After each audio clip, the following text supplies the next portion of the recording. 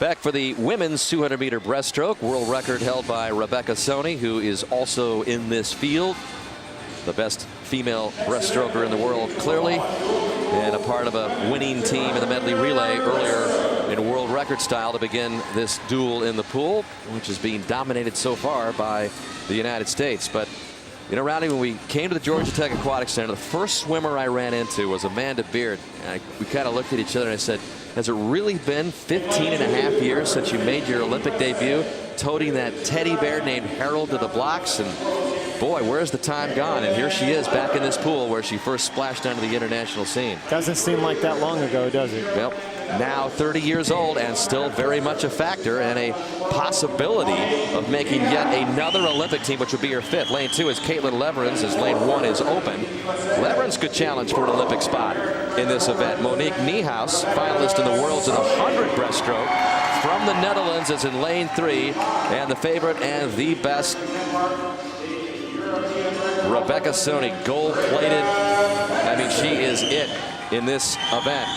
Really not a clear-cut #2 challenger to her as far as the United States is concerned, so kind of wide open as they line up behind Soni. Rikke Møller Pedersen of Denmark is in lane 5, the European champion. In lane 6 is Beard, known as a very clutch racer, so even at this late age and shooting for yet another Olympics, she could be a factor again in London. Lane 7 is open, and in lane 8 is Katie Freeman, 24 years old, from Santa Barbara Aquatics Club. So there is Beard, second from the bottom as lanes are concerned, in lane 6, and then Soni is just a couple of lanes above her in lane 4. Actually, Freeman right there at the very bottom of the screen has probably the best lane because she's got that nice still water on either side of her, but I don't think she's going to be the factor that obviously Soni or even perhaps Beard. I think Pedersen is probably going to give Soni the best race, and this is good for Soni. This will help her. She really hasn't had much competition, has she, Dan, since we saw her in Rome? Not really. She's just the clear favorite. It is Niehaus of the Netherlands who had the lead. Leverins was second, and Amanda Beard with that unmistakable high coming out of the water stroke style, which hasn't changed really much at all since she was a 14-year-old here in Atlanta 16 years ago. Soni's more known as a back half swimmer. You can see her right there start to inch up just a little bit. Amanda Beard with good closing speed as well. Looks like Beard is going to be in the second spot as they make this turn. So it's Soni, Beard, and Leverins. You've got all three American trio here. 1, 2, 3. Can they rack up 9 points in this women's 200-meter breast? Boy, look at Soni starting to stretch it out now. I really like the way Beard's looking too.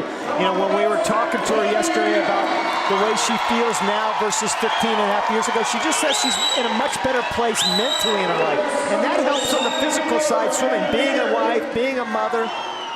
Lane 2, Leverins up there giving Beard a little bit of a run. And she's closed the gap a bit, but it's still 1, 2, 3, Soni, Beard, and Leverins as they get ready for the final turn. Soni with that long, quick stroke. Right now, I am shocked at the Europeans. I'm almost a little disgusted the way they've come in here at the beginning of this meet anyway. Pedersen, I mean, she's been 219 this year. Look how far back she is.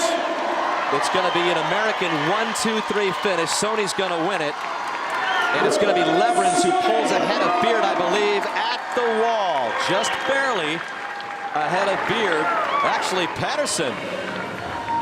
Well, Beard got in there. Touched. She had to have. Well, there must be wrong with the clock or the wall. No question about it, Dan. She got in there in the third spot. Yeah, the third spot is definitely Beard's. That malfunction will definitely clear up. But once again, Soni clearly was going to win this race, but I mean, Pedersen, like I said, she went 219. What'd she go there? She went 222, 3 seconds slower than she went just last week. There's no reason for that. You can't blame travel for 3 seconds in a 200. Really disappointing the way the Europeans are swimming right now. Omega timing is investigating a light touch by Amanda Beard in lane 6. Thanks. Let's check out the 100 turn here, Rowdy. Here's the 100 turn. You see Sony right there looking very comfortable. She gets so much out of her stroke. And the knees do the work. You see how the knees kind of draw up to the chest? And then she has so much speed and energy. Look how straight that line is coming off the wall. Beautiful streamline off the wall. And she has that great foot speed. She carries that speed so well. She doesn't get much from her front half. You see those hands kind of slip up front, but she never lets her hands get in the way, and that's the key there. Another thing I love about her stroke, Dan, is look at that head position. That head in line with that spine, never wavering whatsoever. And then at the extension, she gets that great streamline. It was very close between Leverins and Beard. Beard saying, well, it looked like I got second, even though the official timing didn't indicate it as of now. Let's go down to Andrea again. Well, Rebecca Soni makes victory look almost automatic, but we know it's not that easy.